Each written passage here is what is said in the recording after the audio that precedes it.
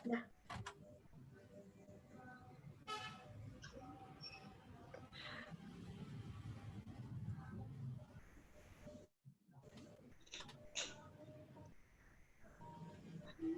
baiklah. Assalamualaikum warahmatullahi wabarakatuh, anak-anak. Waalaikumsalam warahmatullahi wabarakatuh. Selamat pagi, salam sejahtera bagi kita semua. Baiklah, sebelum kita memulai pembelajaran kita pada pagi hari ini, ada baiknya kita berdoa menurut agama dan kepercayaan kita masing-masing. Berdoa mulai.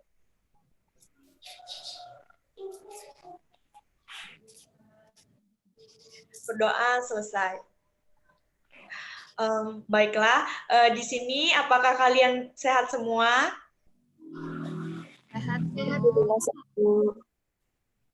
Alhamdulillah, semoga kita selalu dalam keadaan sehat. Amin. Baiklah, di pembelajaran ini kita akan membahas tentang usaha di sekitar kita. Nah, baiklah, di sini sebelum kita memasuki lebih dalam tentang usaha, nah di sini kita harus mengetahui terlebih dahulu apa itu usaha. Nah, baiklah, Ibu akan menjelaskan pengertian usaha.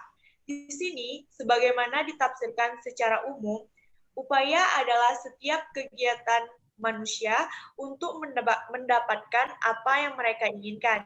Jika secara khusus didefinisikan istilah bisnis dapat ditafsirkan dalam banyak indera dan sangat tergantung di mana istilah bisnis ini digunakan.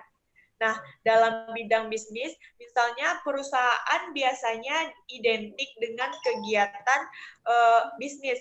Sementara di dunia fisika, upaya adalah faktor dalam perpindahan dengan gaya. Nah, di sini juga ada anak-anak pengertian menurut para ahli. Nah, di sini sebenarnya menurut para ahli itu pengertian usaha itu sangatlah banyak. Tetapi Ibu menjelaskan hanya dua, dan itu yang pertama itu menurut Wasis dan Sugeng Yuli Irianto. Nah, di sini beliau menjelaskan bahwa usaha adalah upaya manusia yang ditunjukkan untuk mencapai tujuan tertentu. Sementara usaha dalam ilmu pengetahuan adalah gaya yang diberikan objek yang dapat menyimbang posisi objek. Nah, menurut para ahli yang kedua itu, menurut Soestinites, usaha adalah kegiatan individu untuk memproduksi dan menjual sesuatu yang diselenggarakan untuk memproduksi dan menjual barang dan jasa untuk mengambil keuntungan dari kebutuhan masyarakat. Selanjutnya,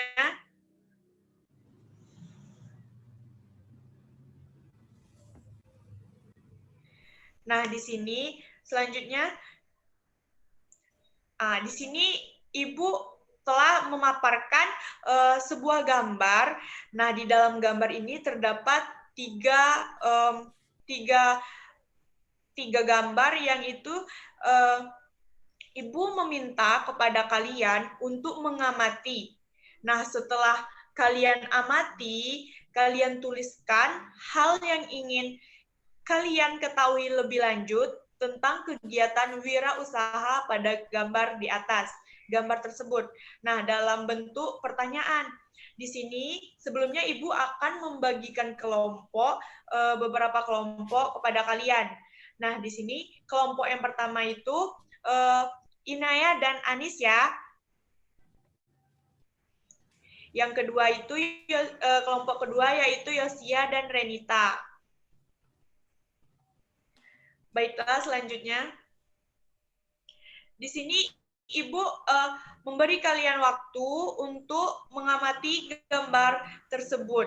Nah, sekarang dimulai untuk mengamati gambar tersebut.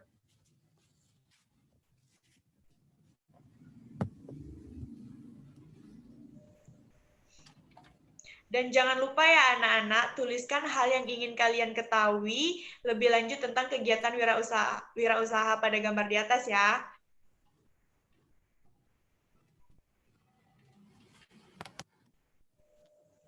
Baiklah, apakah kalian sudah mengamati gambar tersebut? Sudah, Bu. Nah, baiklah, selanjutnya. Nah, setelah kalian mengamati, kalian berdiskusi dengan kelompok kalian. Nah, di sini kepada kelompok Anis dan Inaya, tolong jelaskan atau paparkan kesimpulan dari hasil diskusi kalian.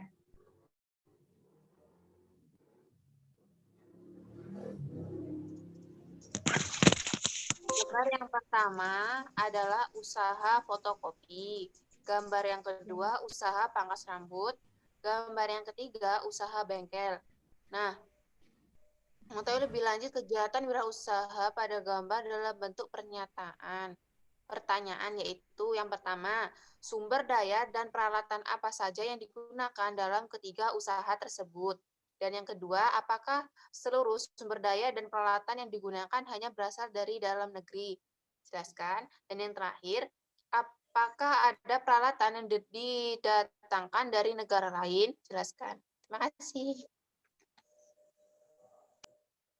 Baiklah, kepada Saudari Inaya untuk menjawab pertanyaan dari Anis. Baik, Ibu. Di sini saya akan menjawab pertanyaan yang pertama.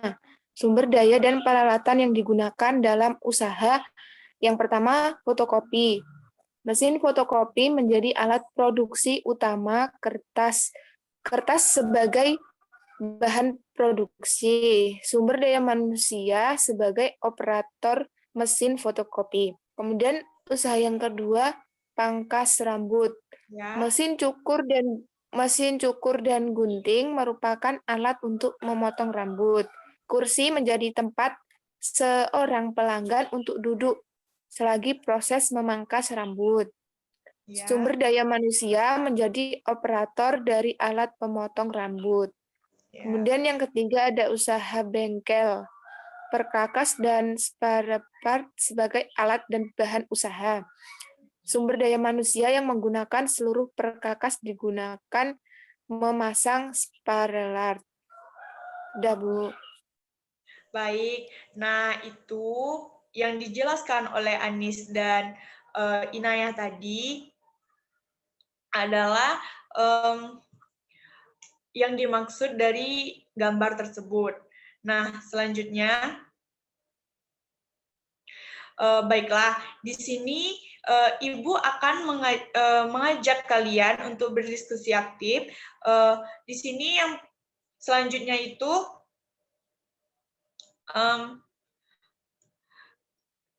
Ibu akan bertanya kepada kalian sumber daya dan peralatan apa saja yang digunakan dalam usaha-usaha di atas.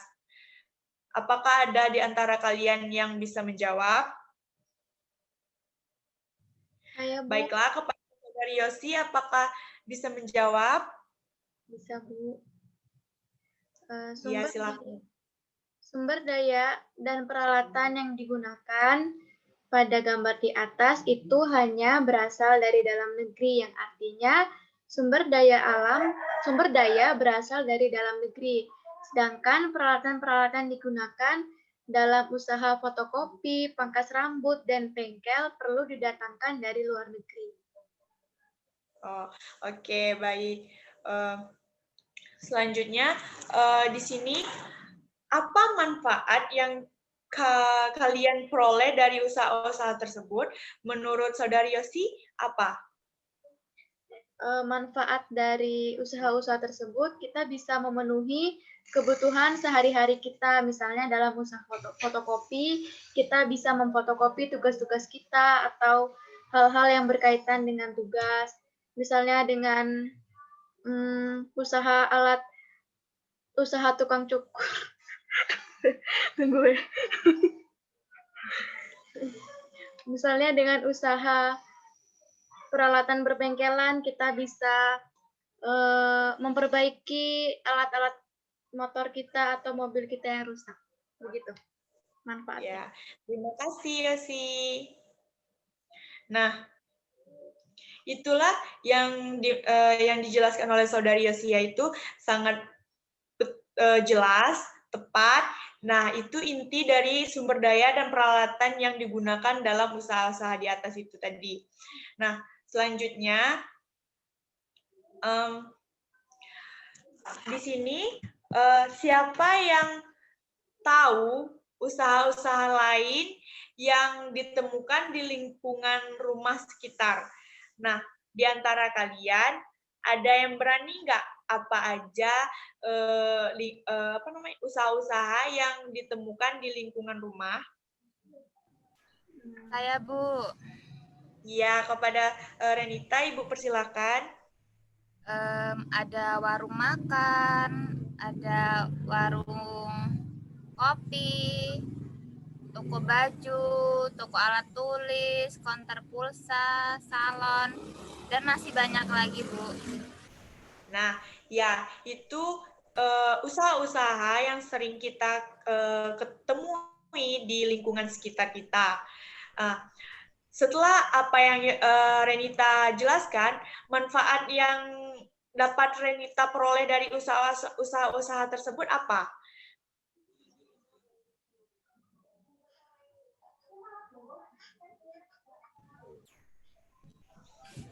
Saya bisa mendapatkan hampir semua kebutuhan yang diperlukan dengan mudah, Bu. Ya, sangat betul. Nah, jikalau kita usaha-usaha yang di sekitaran kita, tentulah kita manfaatnya kita lebih memudahkan untuk mendapatkan apa yang kita butuhkan setiap harinya ya anak-anak. Nah, selanjutnya Ibu ada teks tentang contohnya tentang ekspor bakti terus meningkat. Nah, di sini Ibu meminta kepada salah satu dari kalian untuk membaca teks tersebut. Kepada Saudari Anis, bisa membantu Ibu untuk membaca teks yang ini.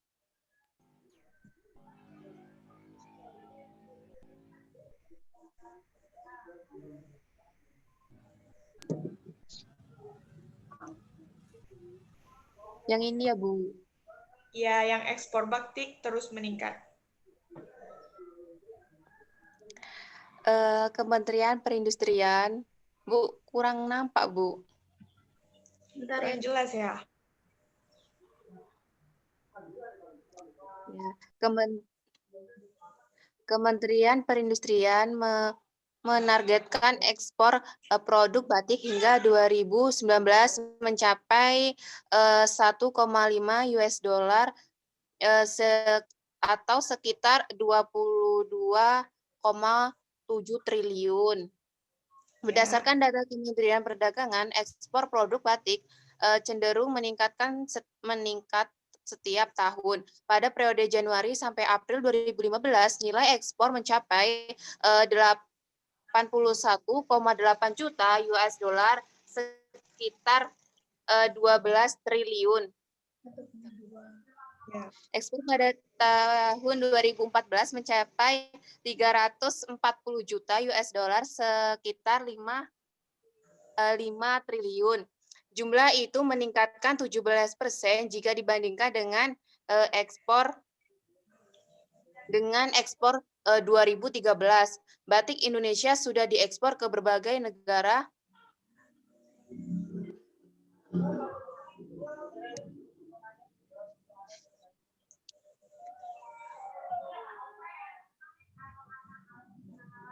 Di berbagai negara ASEAN seperti Malaysia dan Singapura. Selain itu juga ke negara Amerika, Eropa, dan Australia. Nah, selanjutnya,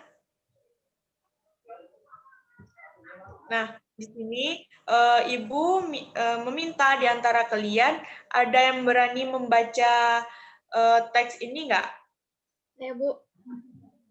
Ya, silakan Saudari Yosia. Yang lain mengamati anak-anak di saat teman membaca. Kasongan Bantul ekspor gerabah miliaran rupiah per bulan. Kalangan perajin di sentra kerajinan gerabah dan keramik Desa Kasongan, Kabupaten Bantul, Daerah Istimewa Yogyakarta mampu mengekspor berbagai macam kerajinan.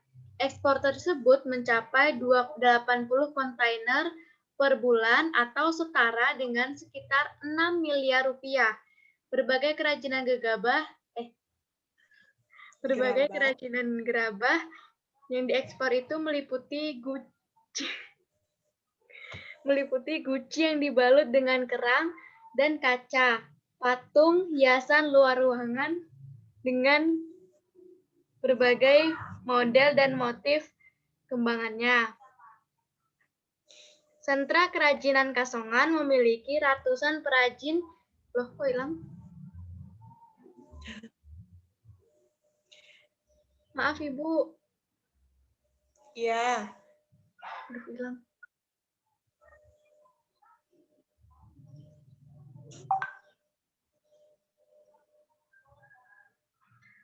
Sentra Kerajinan Kasongan memiliki ratusan perajin yang tersebar di 5 pedusunan, dengan sekitar 200 perajin kualitas ekspor, termasuk 5 perajin skala besar. Pada periode 2008 sampai 2010, ekspor kerajinan memang cenderung turun, terutama di Amerika dan Eropa. Namun, mulai tahun 2011 dan setelahnya, ekspor mulai meningkat, bahkan mulai merambah ke Australia dan sebagian Asia. Nah, baiklah, terima kasih ya Saudari Yosi. Di sini jangan dilanjutin Yos, biarin Mbak dulu. Jangan, itu pertanyaan tuh. Nah, di sini setelah kalian mengamati apa yang teman kalian baca, apakah kalian mengetahui komoditas lain yang diekspor dari Indonesia ke berbagai negara di lingkungan ASEAN? Apakah ada yang tahu? Nah, sebelum kalian menjawab, di sini kalian tahu nggak apa yang dimaksud dengan komoditas? Ada yang tahu nggak? Tidak ada yang tahu ya, anak-anak? Tidak, Ibu. Baiklah, di sini komoditas, Ibu akan menjelaskan di sini apa yang dimaksud dengan komoditas. Di sini komoditas adalah sesuatu benda nyata yang relatif mudah diperdagangkan, dapat diserahkan secara fisik, dapat disimpan untuk suatu jangka waktu tertentu, dan dapat dipertukarkan dengan produk lainnya dengan jenis yang sama, yang biasanya dapat dibeli atau dijual oleh investor melalui bursa berjangka. Nah, jadi di sini pertanyaan Ibu tadi, apakah kalian mengetahui komoditas lain yang diekspor dari Indonesia ke berbagai negara di lingkup ASEAN?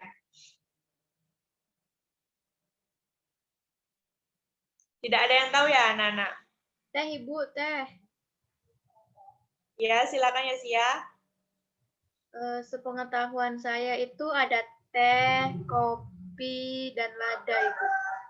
Nah, ya itu adalah sebagian dari komoditas yang diekspor dari Indonesia ke berbagai negara di lingkup ASEAN.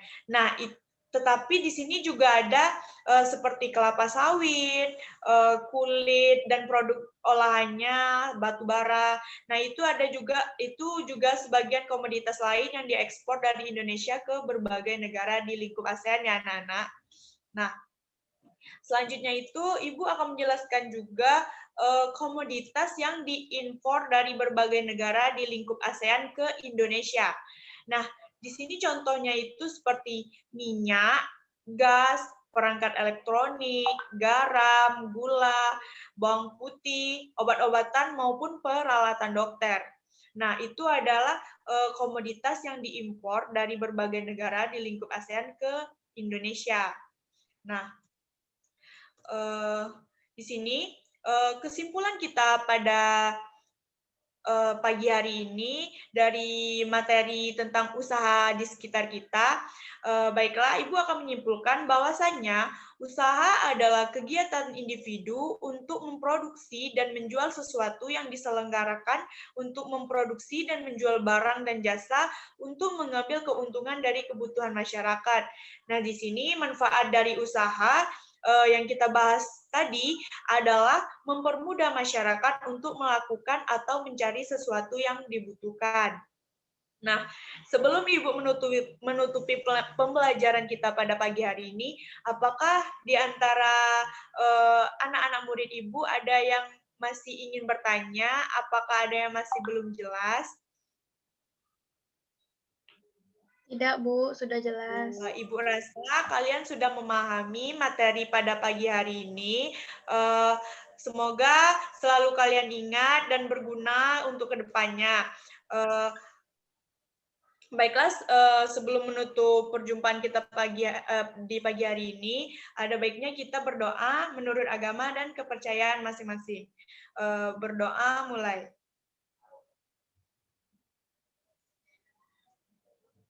Berdoa selesai. Baiklah, semoga kita selalu dilindungi, dijauhkan dari mara bahaya apapun. Ibu akhiri, wassalamualaikum warahmatullahi wabarakatuh.